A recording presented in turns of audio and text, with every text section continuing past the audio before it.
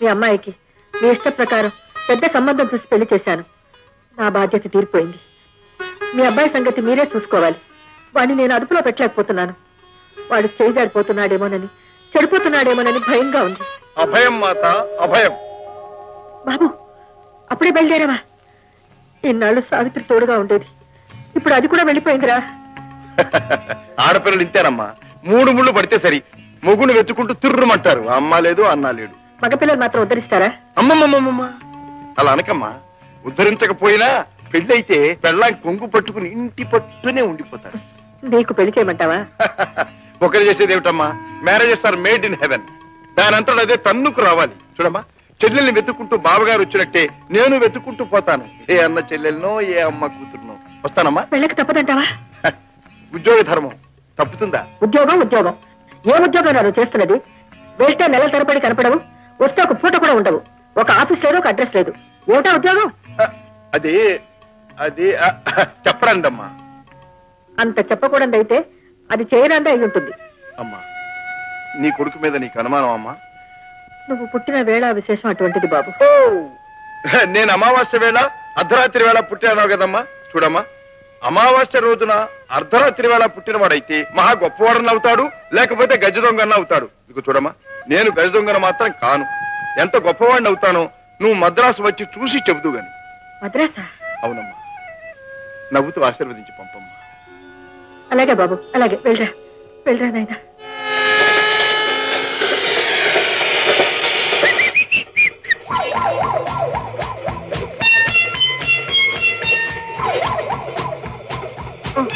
Sorry, మీరు?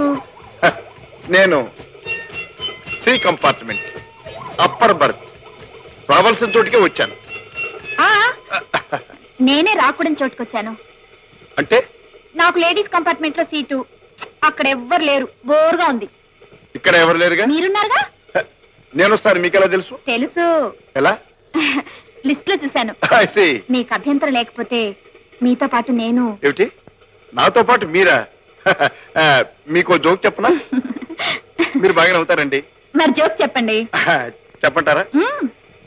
ఒక అబ్బాయి అమ్మాయి ప్రేమించుకున్నారు. ప్రేమించుకోవడం జోకా? ఆగండి, ప్రేమించుకున్న తర్వాతే జోక్ అంతా ఉందండి. ఆ అమ్మాయి ఎంత కదా? డార్లింగ్. మూడండి. ప్రియా, జీవితంలోనే కాదు మరణంలో కూడా నేను నీతో ఉంటాను, నీతో వస్తాను అంది. అదే ప్రేమ అంటే. మళ్ళీ డిస్టర్బ్ చేస్తున్నారండి. Okay, sorry. అలా అని కొన్నాళ్ళకు హఠాత్తుగా అబ్బాయి చచ్చిపోయాడు. అవునండి. So sad. ఆ అమ్మాయి అతని మీద పడి ఓర్న ఏడ్చింది. పాపం. శవం ఎత్తేటప్పుడు చూస్తే ఆ అమ్మాయి చెయ్యి శవం పిడికిట్లో ఇరుక్కుపోయి పిడికిలు బిగుసుకుపోయి ఎంతో లాక్కుందామని ప్రయత్నం చేసింది. రాలా. లబోదిబోమని గోలబెట్టింది. అప్పుడు శవం కపీమని లేచి కూర్చుంది. ఏముందో తెలుసా? ఏముంది? మై డియర్, మరణంలో కూడా నా వెంట వస్తాన్నావు కదా, కమాన్. తర్వాత ఏమైందో నేను చెప్పనా? చెప్పండి చూద్దాం. శవం లేచి ఆ మాట అనగానే ఆ అమ్మాయి కపీమని చచ్చిపోయిందట. అప్పుడు ఆ అబ్బాయి తన చేయి మాత్రం శవం చేతులు ఇరుక్కోకుండా జాగ్రత్తగా ఏడ్చాడట. జోక్ మై జోక్ భలే వేశారండి. మన ఇద్దరం కలిస్తే పెద్ద జోక్ అవుతుంది. అయితే రండి, మనం కలుసుకున్న ఈ శుభ సమయంలో మీకు చిన్న పార్టీ ఇస్తాను. వెయిటర్ అంటే ఓ చిన్న జోక్ గుర్తొచ్చింది చెప్పనా? చెప్పండి. నీలాంటి అమ్మాయి వెయిటర్ చూసి అడిగిందట ఏముందని. వెయిటర్ ఏమన్నాడు తెలుసా? మీరు అడిగిన తప్ప మిగతావన్నీ ఉన్నాయన్న. అప్పుడు ఆ అమ్మాయి ఏమందో తెలుసా? ఏమంది? ఉన్నవి తప్ప మిగతావన్నీ పట్రా అందట.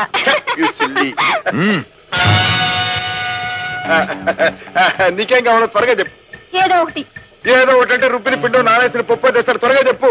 మర్యాదగా మూడో మనిషికి తెలియకుండా బయటికి రావడం బుద్ధివంతుల లక్షణం. అదేంటి? మిషన్ చైర్ లో స్పెషల్ టిఫిన్ ఏర్పాటు చేస్తున్నారట. పదండి. ఏమిటిది? ఎవరు నువ్వు? మహారాజులకు రాజకీయ నాయకులకు గానిటువంటి మర్యాదలు జరగవు. మర్యాదగా నోరు మూసుకున్నాడు. పదండి. వెల్కమ్. నీకోసం ఎదురు చూస్తున్నా. అసలు మీరెవరు? మిస్టర్ రాము, నువ్వెవరో ఎక్కడి నుంచి వచ్చావో ఏ పని మీద వచ్చావో మాకు బాగా తెలుసు. కానీ నీ జాతకంతో మాకు పని లేదు. నాకు కావాల్సింది ఒక్కటి. అదేమిటో చెప్పేసి మీ పని మీద మీరు వెళ్ళిపోవచ్చు. ఏమిటి మీకు కావాల్సింది? పీటర్ నీతో ఏం చెప్పాడు, నీకేమిచ్చాడు? చచ్చ ఆ ముసలాడు చచ్చి మరి నన్ను చంపుతున్నాడు. అటు పోలీసులతో నీదే గొడవ, ఇటు వీళ్లతో నీదే గొడవ. ఆ ముసలాడు చస్తూ ఒకటి చెప్పాడు. ఏమిటది? చచ్చిపోతున్నా అన్నాడు. పో చచ్చు అన్నాను, చచ్చాడు అంతే. నో, అబద్ధం. ఇదే అబద్ధం అయితే నిజం ఎలా ఉంటుందో నాకు తెలియదు. తెలీదు? ఏమండి, ఆ పీటర్ ఎవరు, ఆ చావి ఏమిటో నాకేమీ తెలియదు. నిజానికి నేను ఈయన్ని చూసింది ఇప్పుడే. నాకు మీ గొడవలతో ఏమాత్రం సంబంధం లేదు. నన్ను వెళ్ళండి. ఏమండి, ఇది అన్యాయం. చూడండి, ఒక చిన్న రిక్వెస్ట్. ఇటువంటి చిక్కు సమయాల్లో డైస్ వేసి తెలుసుకోవటం నాకు అలవాటు. మీరు అనుమతిస్తే. చూడండి, డైస్ 4 పడితే మీది ఛాన్స్, 6 పడితే నాది ఛాన్స్. Okay okay okay.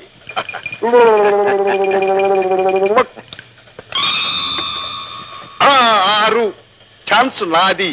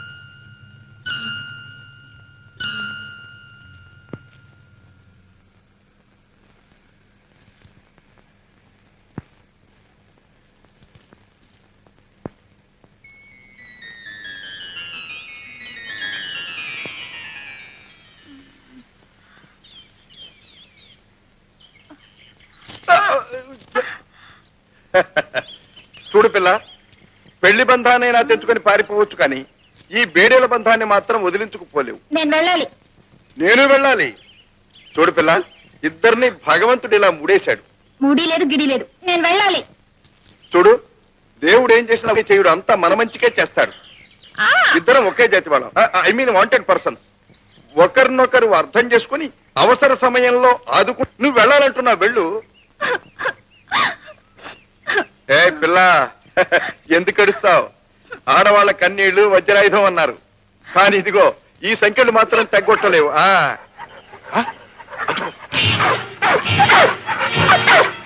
అదిగో 3 మనుషులు 3 వేట కుక్కలు.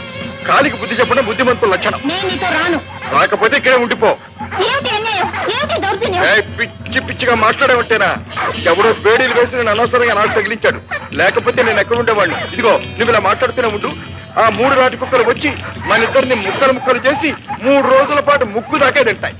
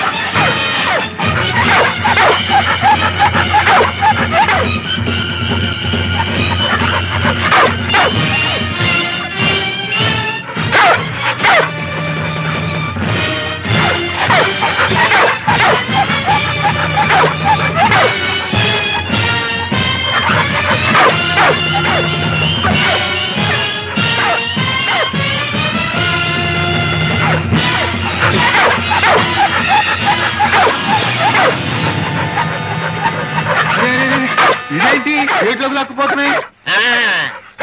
అది విషయం. అంటే వాళ్ళు ఏట్లోకి దూకేశారన్నమాట. ఏట్లో దూకేసిన వాళ్ళ గురించి ఒక ఏడ్పు వచ్చేసి వెనక పోవడం బుద్ధిమంతుల లక్షణం. ఇంతకీ మనం బుద్ధిమంతులమేనా అని? కాదు కాదు కాదు కాదు, బుద్ధిమంతులు అనుకోవడం బుద్ధిమంతుల లక్షణం. కాదు వెనక తెప్పడరాయక.